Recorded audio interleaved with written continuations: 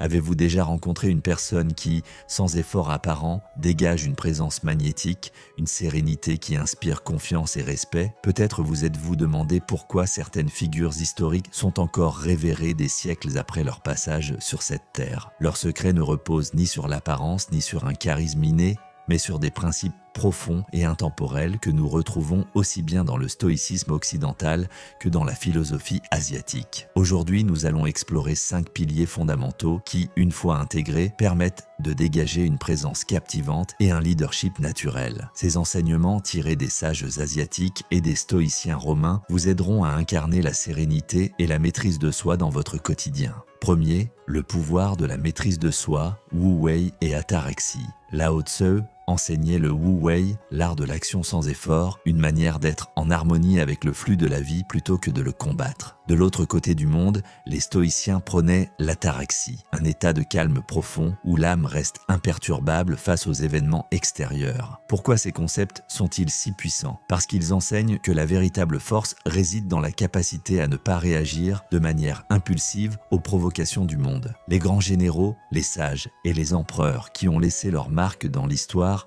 avaient tous ce point commun, une maîtrise absolue de leurs émotions. 2. L'art du silence, Chan et Apateya. Les moines du bouddhisme Chan pratiquent l'observation silencieuse comme un moyen d'atteindre l'éveil. Dans le stoïcisme, Apateya décrit un état où l'on n'est plus esclave de ses passions. Ces deux approches enseignent que le silence n'est pas une absence, mais une force. Pourquoi le silence est-il puissant? Parce qu'il crée un mystère et force les autres à vous observer avec attention. Dans un monde où tout le monde cherche à parler plus fort, celui qui sait se taire et observer gagne un ascendant naturel. Troisième, l'authenticité et l'harmonie intérieure, Ikigai et vertu stoïcienne. Les Japonais ont un concept appelé Ikigai, la raison d'être. Chez les stoïciens, la vertu est la seule vraie richesse. Ces philosophies se rejoignent sur un point. Celui qui vit en accord avec sa nature profonde est inébranlable. Comment atteindre cet état? En étant aligné avec vos valeurs, en acceptant vos forces et faiblesses et en arrêtant de chercher à plaire aux autres. Quatrième, l'énergie positive et la discipline, Chi et Eudaimonia. Le Chi est la force vitale en médecine chinoise. Dans la Grèce antique, Aristote parlait d'Eudaimonia, un état de plénitude atteint par l'excellence personnelle. Ces notions nous rappellent